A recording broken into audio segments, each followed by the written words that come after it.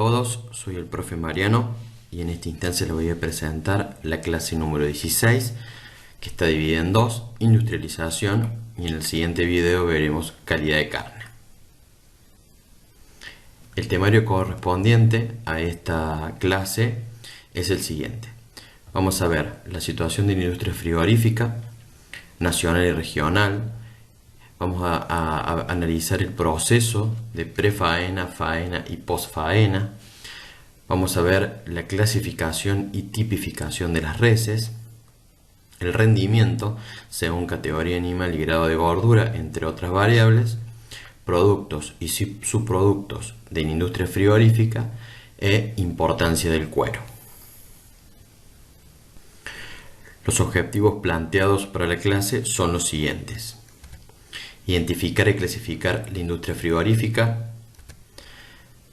tratar de describir el proceso de faena, determinar los momentos críticos del mismo, conocer el sistema de clasificación y tipificación de reses, definir rendimiento e importancia del mismo, identificar la importancia de los subproductos y por último mencionar la situación del cuero. Este diagrama, que ya lo hemos visto varias veces, en esta instancia solo lo que quiero demostrarles es dónde está ubicada la industria dentro de toda nuestra cadena, que puede estar compuesto por frigoríficos, curtiembres y todos los subproductos que libera la industria frigorífica. Me voy a detener un minuto porque me interesa definir lo que es la palabra industria. Cuando nosotros nos imaginamos alguna industria, estamos hablando, por ejemplo, de una industria automotriz, muy común en Córdoba. En este caso sería lo contrario a una industria automotriz. En la industria automotriz ingresan las partes y se va un todo armado, y en este caso estaría entrando un todo y lo que lograríamos es separarnos de las partes para hacer la comercialización de la carne y el mejor negocio. La Ley Federal de Carnes decretó en su momento los tipos de frigoríficos que se encuentran. Nosotros comúnmente nos vamos a encontrar con 4 tipos de frigoríficos. El frigorífico tipo A, el cual está habilitado por SENASA y donde están habilitados tanto para tráfico federal, o sea, dentro del país entre distintas provincias, y exportación. El tipo B, que ya la habilitación es provincial y puede ser tráfico federal, o sea que puede ser comercializado en distintas provincias. Después tenemos el frigorífico de tipo C, donde estaría en un estado de transición hasta lograr llegar a la categoría B, donde el tráfico en este caso es provincial. Y después tenemos los mataderos rurales o de excepción, como se llaman, donde estarían presentes en lugares donde no se podría llegar el acceso de las medias reses por medio de camiones o lo que fuese. Entonces se habilita en distintas zonas, como por ejemplo puede ser la Pampa de Achala en Córdoba, para que se pueda realizar la faena. Les recomiendo en esta instancia leer la lectura número 1, donde está bien discriminada la clasificación.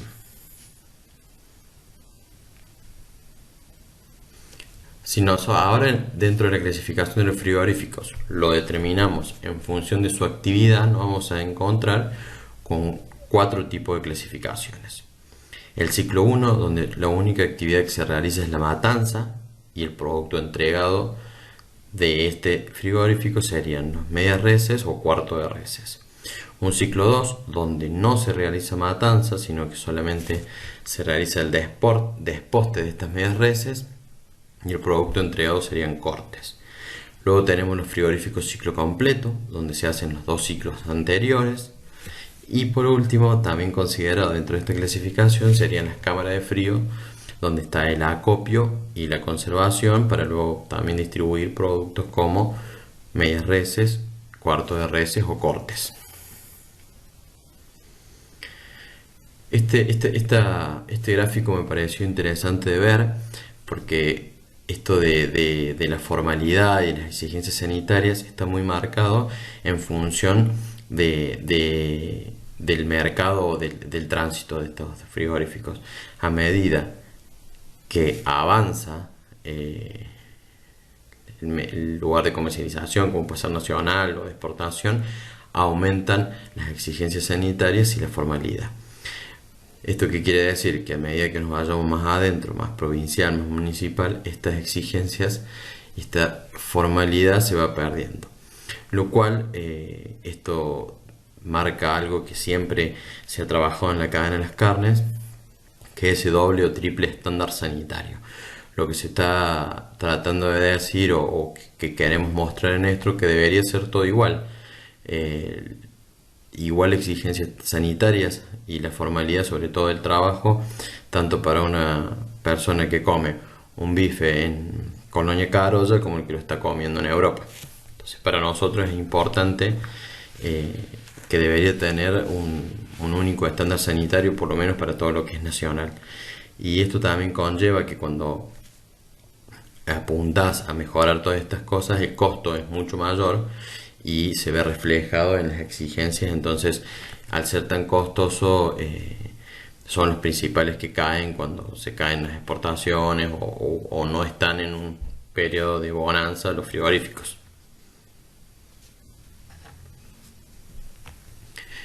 En este cuadro lo que podemos ver son las faenas de los últimos años. Entonces se han faenado más o menos alrededor entre 12 y 14 millones de cabezas, con una producción total que varía entre las 260.000 toneladas y las 200.000 toneladas.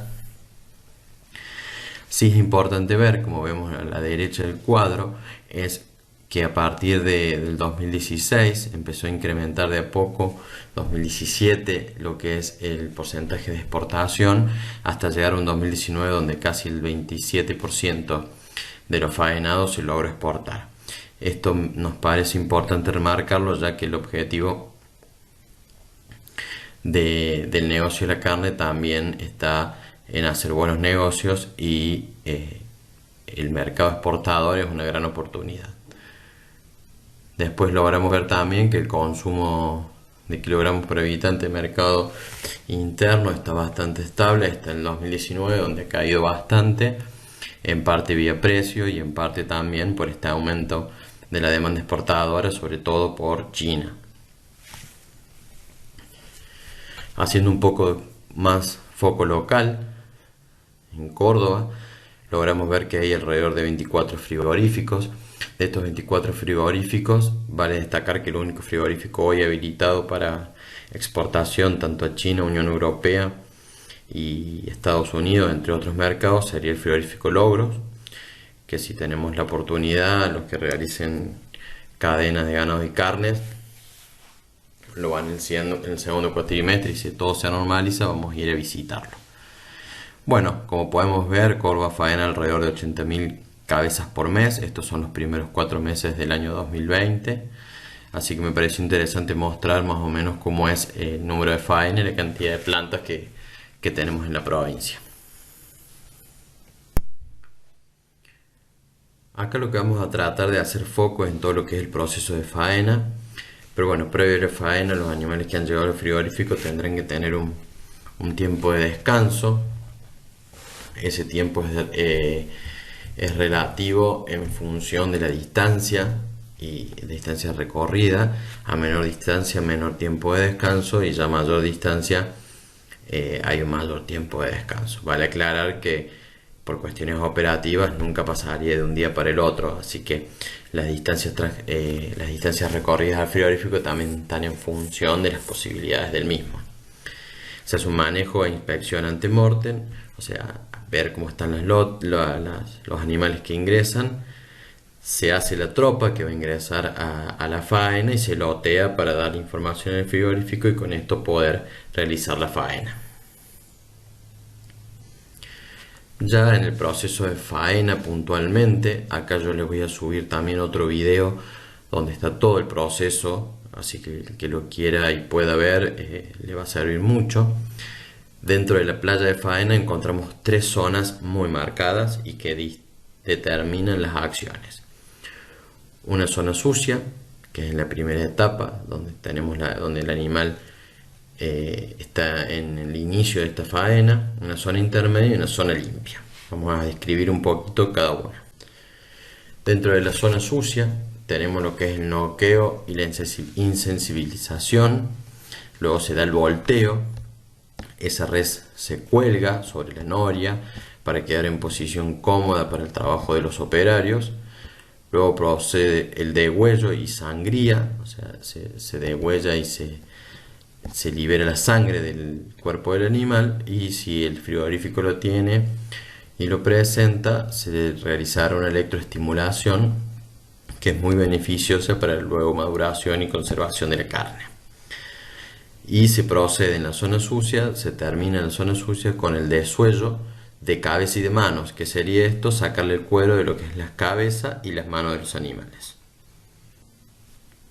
Esta es una imagen de un cajón de noqueo. Acá podemos ver el animal ingresa, es noqueado, cae y luego se abren las compuertas para que deslice para poder ser colgado de la noria.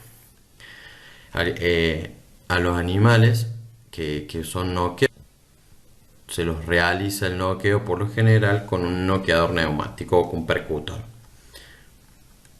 En esta imagen podemos ver dónde es el punto correcto de noqueo para que el animal quede correctamente insensibilizado, que es lo que buscamos antes de que se produzca el degüello. El animal queda en una situación donde no siente para poder pasar a las siguientes etapas de la faena y no sufrir estrés que van a complicar o van a perjudicar lo que sería la calidad de nuestra carne.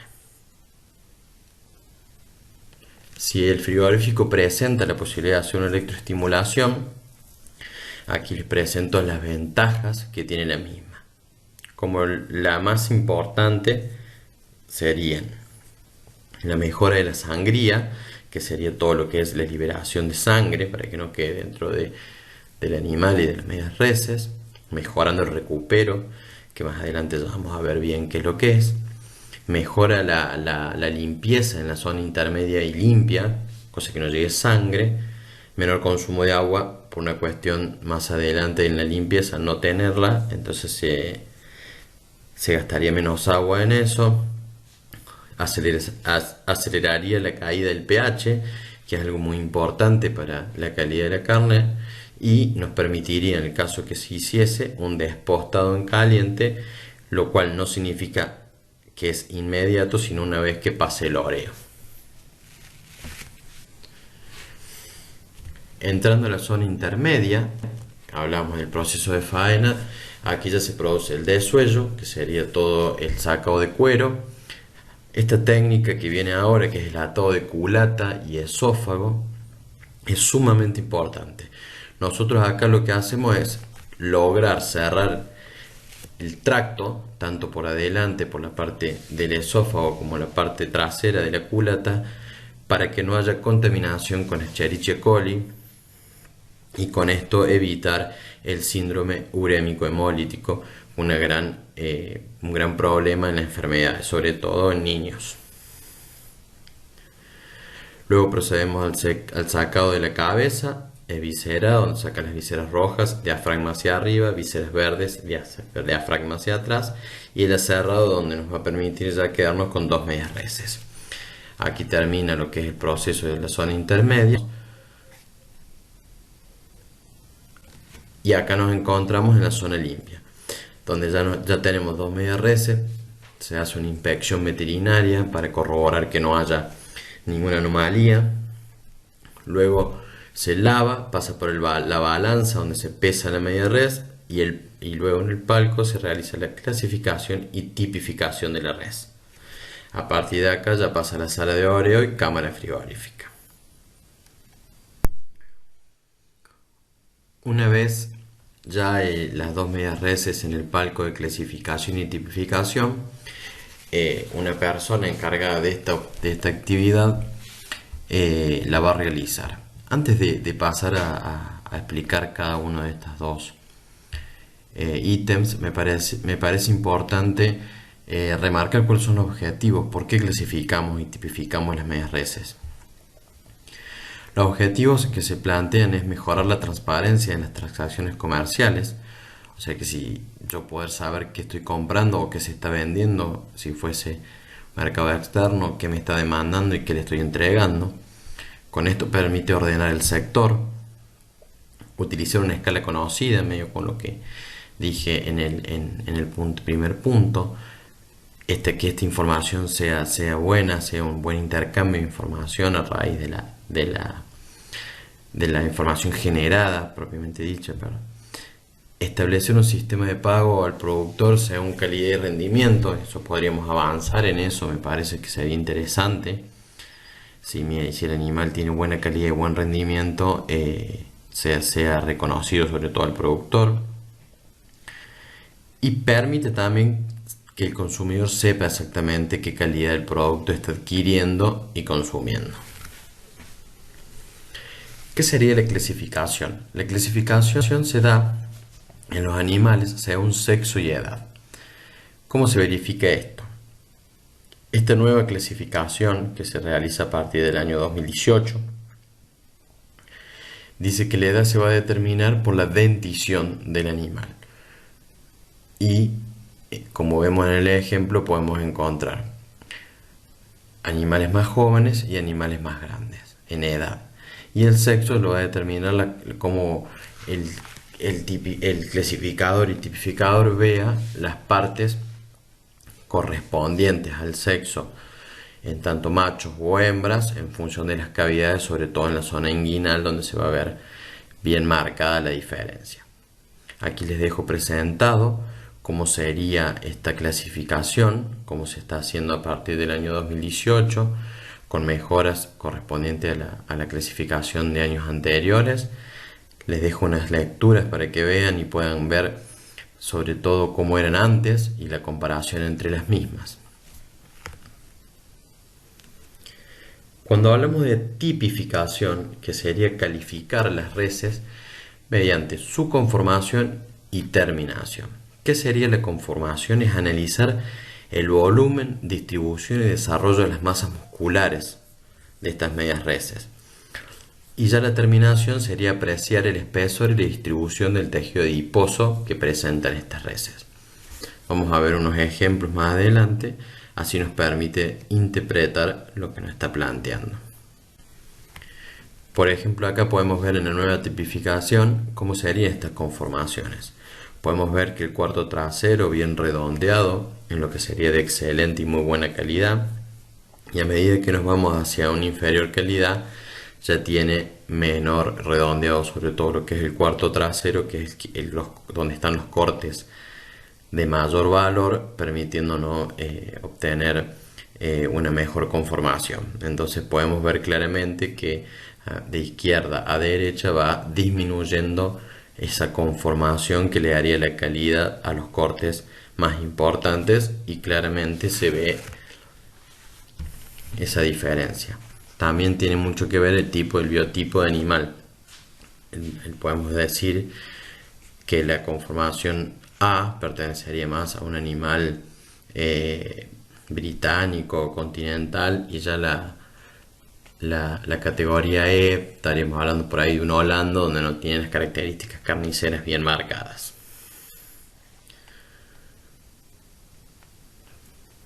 Y la otra forma de tipificar sería ver el grado de gordura.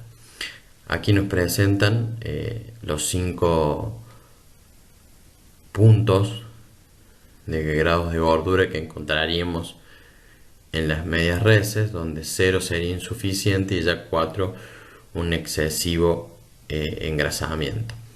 En las lecturas complementarias que yo les dejé van a poder ver bien los gráficos, la presentación en fotos de esto y poder definir.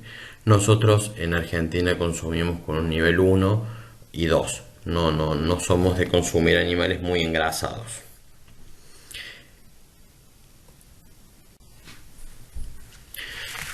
Esta nueva resolución, donde plantea más atributos a tener en cuenta cuando analizamos la clasificación y tipificación, empieza a tener en cuenta lo que son contusiones. Las contusiones serían los golpes, y si tienen visibles. 0 si no son visibles, y si llegan a ser visibles, en qué cuarto se encuentran, sobre todo por el valor de los mismos. Entonces van a tener en cuenta, se van a empezar a tener en cuenta a la hora de tipificar esas medias reses. Otros parámetros que se están incluyendo, no lo hacen todos los frigoríficos, pero de a poco lo van haciendo, son los siguientes: pH, el color de la grasa, el marbling, que sería el marmoleo, la grasa intramuscular, la medición del área del ojo de bife y la medición de la grasa de cobertura. Esto ya se está empezando a realizar en algunos frigoríficos, y esto da mayores parámetros a la hora de clasificar y sobre todo de tipificar estas medias reses. Les dejo aquí una comparación entre distintos sistemas. Fíjense qué es lo que cada uno analiza a la hora de tipificar sus medias reses, y qué es lo que hace Argentina, y cuando puedan ver las lecturas verán lo que hacía y lo que está haciendo y hacia dónde va, que me parece que es un camino muy bueno para este tema. Continuando con la temática, vamos a ver el concepto de rendimiento, que establece que es la relación entre el peso vivo del animal y el peso de las dos medias reses, expresado en porcentaje.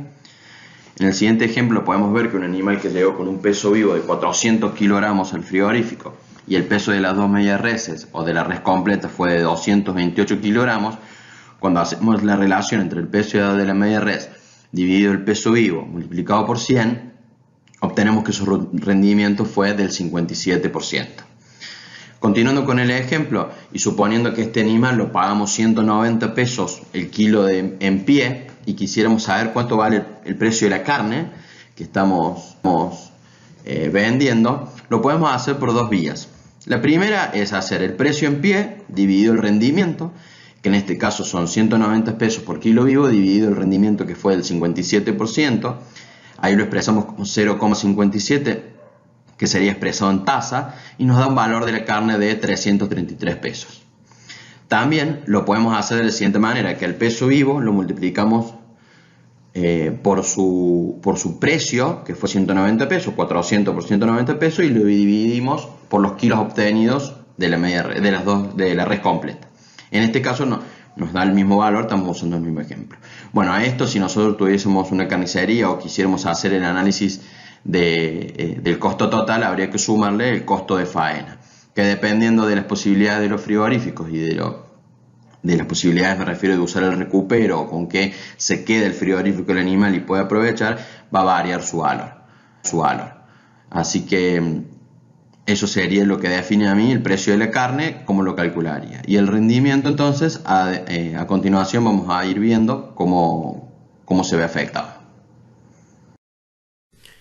Continuando con el tema rendimiento, ahora vamos a ver cómo se ve afectado ese rendimiento, que en el caso anterior era del 57%, siendo en algunos casos mayor al 57% y en algunos casos menor con respecto a un animal sin desbaste, o sea, con poco desbaste, no un animal en peso vacío. Entonces veremos cómo influyen en el rendimiento distintos factores del animal y del manejo. Para esto les recomiendo la lectura número 5, que va a estar también subida al campus, para que nos pueda ayudar a entender e interpretar este punto.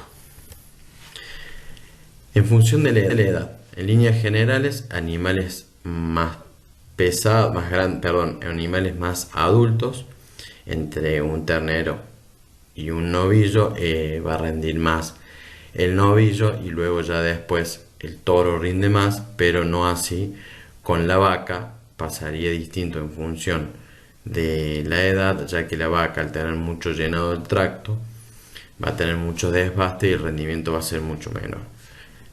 Una aclaración es que el gran responsable de estos rendimientos es el llenado del tracto, que es un gran causante de cómo se modifica el rendimiento de los animales.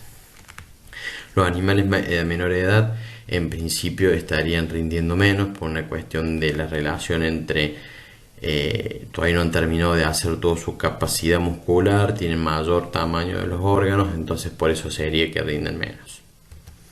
Con respecto a la raza, esto claramente está bien marcado y lo podemos ver en la tipificación. Biotipos carniceros rinden mucho más que biotipos lecheros, y en esta cuestión es un biotipo bien continental con masas musculares mucho más grandes, va a rendir más que un animal británico, y el británico va a rendir más que un animal por ahí índico. Con respecto al sexo, los machos están rindiendo un poco más que las hembras, sobre todo por una cuestión de la deposición de la grasa, y en cuestiones del toro rinde más que el novillo, también por una cuestión de el tejido magro. El tipo de alimentación, en el caso de que no se pesen vacíos los animales, o sea que tengan en cuenta lo que es el desbaste que va a realizar en función del tipo de alimentación, sí podríamos decir que los animales terminados a corral están rindiendo un poco más por una cuestión de que tienen menor llenado del tracto, y con esto desbastan menos a comparación de un animal terminado a pasto, donde el volumen es mucho mayor, entonces dando un rendimiento menor. El grado de terminación, esto siempre nosotros sabemos que los animales se determina que están listos para faena cuando llegan a un grado de gordura adecuado. Si el animal no está bien terminado, ya sea por déficit o por exceso de grasa, el rendimiento es menor. Sobre todo cuando tenemos un gran exceso de grasa, donde ha llenado la grasa lugares que no ha podido completar el músculo. Esto hace que haya una gran decomiso de grasa en el momento de faena, cuando se saca la grasa, y esto hace que el animal rinda menos. Entonces, no por ahí aumentar las ganancias de peso excesivas y generar grasa voy a tener mejores rendimientos, y cuando entreguemos animales al frigorífico pensando que estaban muy bien terminados y nos encontramos con esto, estaríamos en un problema, porque encima nos castigan y fue muy costoso hacerle grasa. Entonces, en todos estos aspectos a tener en cuenta, sobre todo nosotros como futuros ingenieros, qué manejo vamos a hacer para lograr el mejor rendimiento y el mejor negocio en función de todas las situaciones, manejos que hagamos, y sobre todo las herramientas que tengamos para hacerlo. Y por último, el manejo previo a la faena también es muy importante. Yo con esto siempre digo, y lo vamos a ver en calidad de carne, todo el proceso que a mí me llevó a llevar un animal a faena, desde que empecé en el eslabón primario de cría, y todo el esfuerzo y capital que me costó llevarlo a faena, lo puedo perder en esta última etapa por no hacer las cosas bien. Entonces, ese manejo previo a la faena es muy importante, que el animal viaje cómodo, viaje seguro, el nivel de ayuno. Entonces todo ese estrés va a hacer que el animal rinda menos y que llegue con un animal encima con una mala calidad de la carne. Entonces todos estos aspectos son importantes tener en cuenta. Acá podemos ver, en cuanto al rendimiento del gancho, lo que hablábamos hace un rato, el gráfico que veíamos lo explicamos anteriormente, y sí queda muy claro que cómo van rindiendo en función de si el animal es chico o grande, o el biotipo, el tipo de alimentación.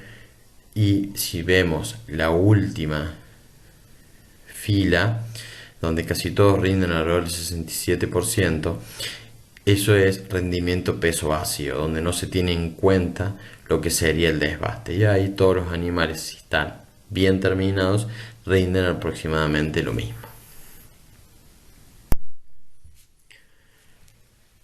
Para ir terminando esta clase de lo que sería industrialización, nosotros sabemos que aparte de carne, obtenemos un montón de subproductos a partir del animal, como pueden ser menudencias, grasas, vísceras, sangre, todo lo que sea comestible.